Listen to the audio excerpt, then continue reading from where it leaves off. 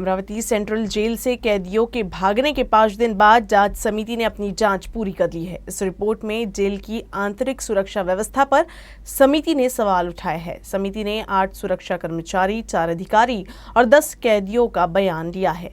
इस सप्ताह कारागृह प्रशासन की डीआईजी स्वाति साठे को जांच रिपोर्ट सौंपी जाएगी। चंद्रपुर जिला कारागृह के अधीक्षक वैभव आगे के नेतृत्व में समिति ने जांच पूरी कर ली है। बैराक का ताला तोड़कर फरार हुए 3 कैदियों की हिस्ट्री, बाहर जाने का रास्ता, छत पर चढ़ने के लिए उपयोग किया गया साधन, तैनात सुरक्षा रक्षक, सुरक्षा अधिकारी सहित विभिन्न मामलों की समिति ने बारीकी से जांच की है। 28 जून की रात करीब 1:30 से 2 बजे के दरमियान 3 कैदी जेल से भाग गए थे, जिनका अभी तक कोई सुराग नहीं मिला है। लेकिन इतना तो तय है कि इस प्रकरण में कारागृह के कुछ अधिकारी और कर्मचारियों पर निलंबन की कार्रवाई होगी। विधायक रवि राणा उमेश कोहले के परिजनों को सांत्वना देने उनके घर पहुंचे। इस दौरान उन्होंने उमेश कोहले को श्रद्धांजलि भी दी। इस दौरान पत्रकारों से बात करते हुए एक बार फिर उन्होंने पुलिस आयुक्त पर निशाना साधा। ही घटना जी आहे अंगाला काटे येणारी घटना आहे आणि ज्या पद्धतीनं अत्यंत व्यथित आणि दुःखामध्ये हा कुटुंब आहे की एका हिंदू विचाराचे उमेश कोल्हे आणि एखादा हिंदू फेवरनी पोस्ट करणं त्यांना इतकं महागात पडेल की अशा प्रकारचं त्यांच्यासोबत कृत्य होईल।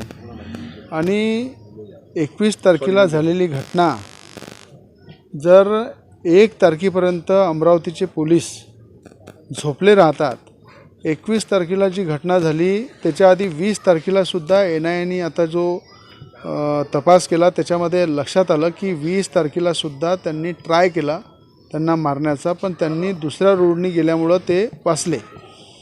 मला विचारायचं आहे अमरावती CP आरती सिंग यांना, तुमचा खुफिया विभाग झोपा काढत आहे का? इंटेलिजन्स ब्युरो जो आहे अमरावतीचा तो झोपा काढत आहे का की या शहरामध्ये हिंदुत्वाच्या फेवरनी समर्थन करण्यासाठी जर एखादी पोस्ट व्हायरल होते त्याची हत्या, क्रूरतेने हत्या केली जाते। एका या कोल्हे उमेश कोल्हे यांच्यावर जे घाव आहे ते वस्त्राचे घाव आहे आणि अशा प्रकारे मारणे आणि त्याच्यानंतर सुद्धा पोलीस आरती सिंगच्या माध्यमातून कुठल्याही प्रकारचं बयान न येणं आणि आमच्यासारख्या लोकप्रतिनिधींनी विचारल्यानंतर त्या ठिकाणी त्यांनी सांगणं की रॉबरी आहे किंवा परिवाराला सुद्धा गुमराह करणं, परिवारासुद्धा दबाव तयार करणं आणि कुठेतरी या मॅटरला डायव्हर्ट करणं, अशा प्रकारचं जर पोलीस विभाग जर पोलिसाच्या कमिशनर आरती सिंग अशा प्रकारचं काम करत असेल, महाविकास आघाडी असो की ज्याही नेत्यांचे फोन आले असेल, मी स्वतः उद्या NIAच्या टीमलासुद्धा भेटील, त्यांच्याशी फोनवरसुद्धा बोलील की अशा पद्धतीनं ही जी घटना झाली आहे याच्या संदर्भात संपूर्ण ज्या वेळेत ज्या पॉलिटिकल लोकांचे फोन आले असेल त्याचीसुद्धा माहिती आरती सिंगचा फोन जप्त करून घ्यावी आणि त्याच्यात ज्या फोनवर जशा प्रकारचं वक्तव्य आरती सिंग CPच्या माध्यमातून झालेलं आहे या केसला दाबण्यासंदर्भात त्याचीसुद्धा पूर्ण माहिती या NIAच्या माध्यमातून घेतली पाहिजे। आणि त्याच्या खऱ्या अर्थाने या घटनेमागे कोणकोणत्या संघटना आहे, ती पाकिस्तानची संघटना आहे की आणखी कुठल्या कंट्रीची संघटना आहे किंवा कोण या संघटनेमध्ये व्हॉट्सअप ग्रुपवर जुळलेला आहे, या संघटनेचा मेन मास्टरमाइंड तो सुद्धा पकड़ला गेला पाहिजे। या संदर्भात सुद्धा मी NIA मांगनी करना है। कुछ इलाकों में किसानों को दोबारा बुआई की नौबत आ गई है। किसानों द्वारा रोपा गया बीज अंकुरित नहीं होने से उन पर ये संकट आया है। किसानों की मांग है कि इस मामले में प्रशासन हस्तक्षेप करे। अमरावती जिले में कई किसानों के बीज अंकुरित नहीं हुए हैं, जिससे अब लगने लगा है कि किसानों को दोबारा बुआई करनी पड़ेगी। एक तरफ किसानों के बाजार भाव नहीं मिल रहा है और दूसरी बीजों की कीमत भी बढ़ गई है।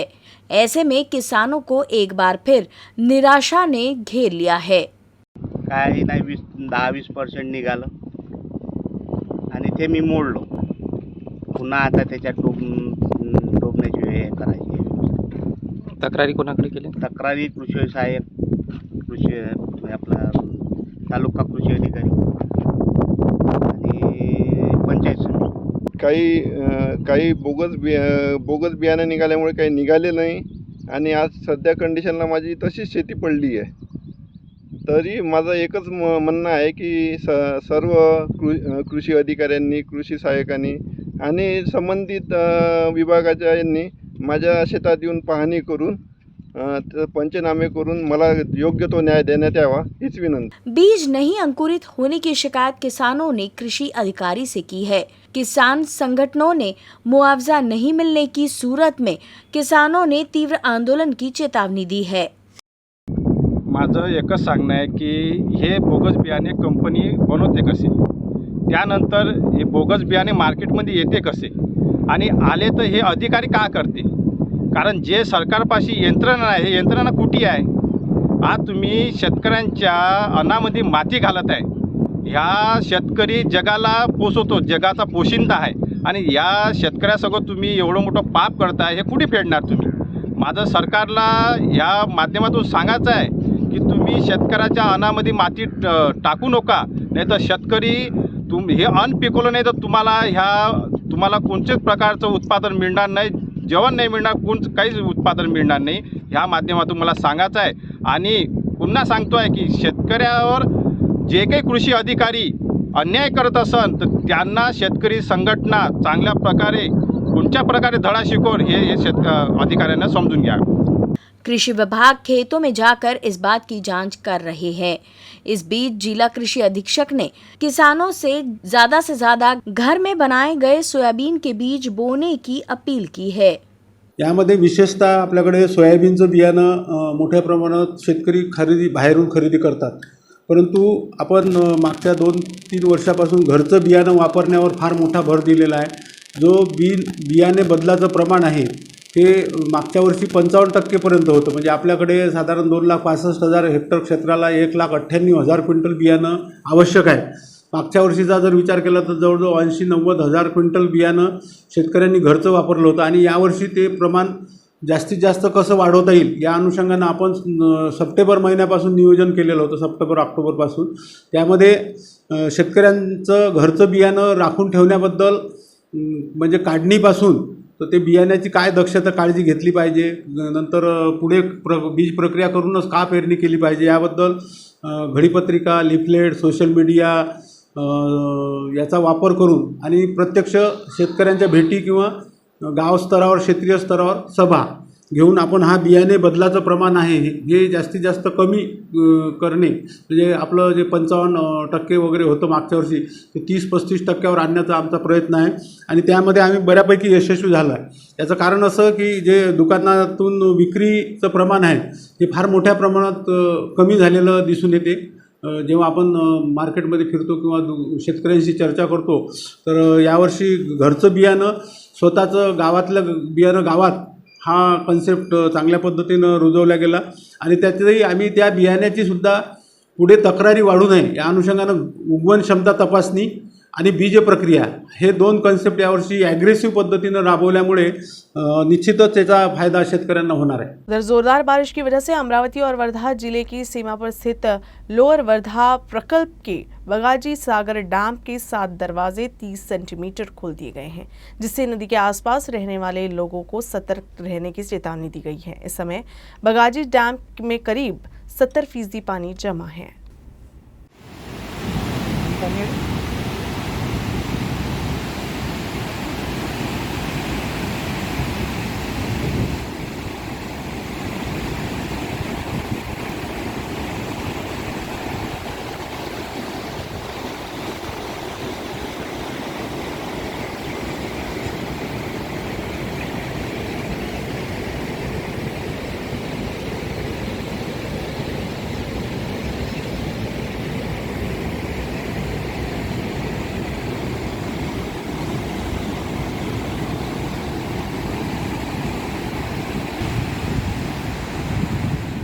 अमरावती में 4 जुलाई की रात हुई मूसलाधार बारिश से नदी नाले उफान पर है। बेड़ी नदी में तो बाढ़ आ गई है, जिसके कारण पुल के ऊपर से पानी बह रहा है और इस वजह से भातकुली तहसील के सावरखेड़ गांव का जिले से संपर्क टूट गया है।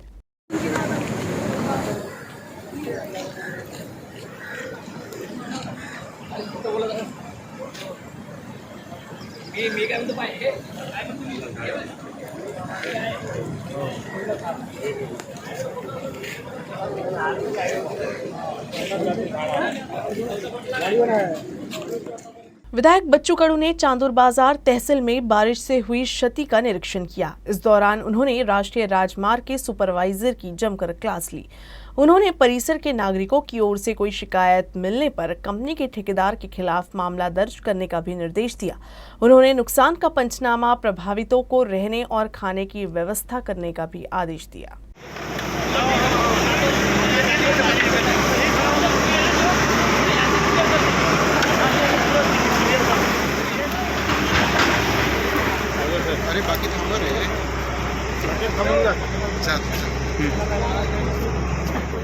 खुलीकरण करके नगर उत्थान में अपन रिटेनिंग वाल लेना पड़ता है। ये साइड से बस्ती की तरफ ये बस इधर से वाल होगी ना इनको तो एक उसका बचाव हो जाता है। उसको ना थोड़ा रॉकेट डाल के पेट्रोल डाल के फटा देना उसको। अभी बारिश जाता है पूरे घर को नुकसान हो गया। अभी आज रहने को उधर जाओ, यहाँ मत रहो। कल थोड़ा उधर स्कूल में आ जाना। मदद करते सब, आप धीरे रखो। हाँ सब चावल आटा सब, हाँ सब मिल जाएगा, सब करेंगे।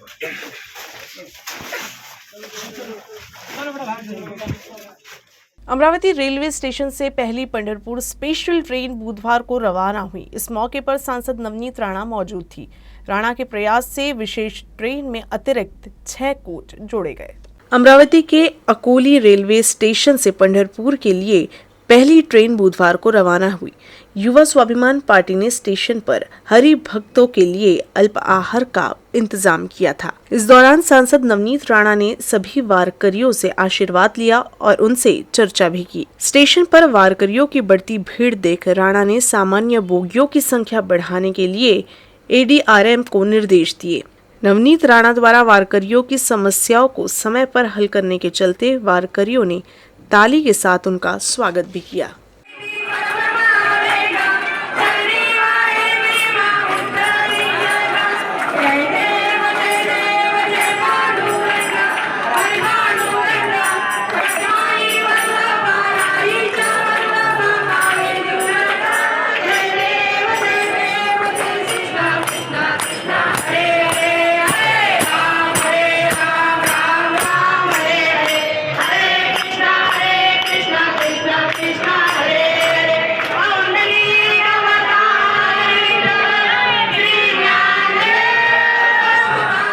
किसान नेता विजय विल्हेकर के प्रयास और आंदोलन से गरीबों की शकुंतला ट्रेन के जल्द ही पटरी पर दौड़ने की उम्मीद है। पश्चिम विदर्भ की शान शकुंतला रेलवे पिछले 2.5 साल से बंद है। अमरावती जिले के अचलपुर से मूर्तिजापुर तक चलने वाली ब्रिटिश काल की शकुंतला रेलवे को शुरू करने के लिए किसान नेता विजय विल्हेकर ने कई आंदोलन किए। खुशी की बात यह है कि मूर्तिजापुर में खड़े दोनों इंजनों को हाल ही में बडनेरा स्थित कारखाने में लाया गया है और उनकी मरम्मत की जा रही है। इस वजह से ये ट्रेन जल्द ही पटरी पर दौड़ने की आशा है। सत्याग्रहांनी गप्प राहता कामा नये। पुन्हा आपली जबाबदारी वाढली आहे। आपण पुन्हा हा सत्याग्रह तीव्र करणे गरजेचं आहे आणि यासाठी आपण पुन्हा ते जे काही स्वाक्षरी अभियान आपण राबवतो आहे त्या स्वाक्षरी अभियानाला पुन्हा बळ देऊन ते मोठ्या प्रमाणात यवतमाळपर्यंत सगळ्या ठिकाणी राबवले गेलं पाहिजे आणि या रेल्वे प्रशासनाने हा जो काही दुरुस्तीचा निर्णय घेतला, आम्ही शकुंतला रेल्वे बचाव सत्याग्रहाच्या वतीने त्यांचं या ठिकाणी स्तुती करतो, अभिनंदन करतो आणि त्यांच्या या कार्याला शुभेच्छा देतो। लहर के बाद काबू में आया कोरोना संक्रमण धीरे धीरे फिर से बढ़ने लगा है। अमरावती जिले में जून के महीने में 106 संक्रमित सामने आए हैं।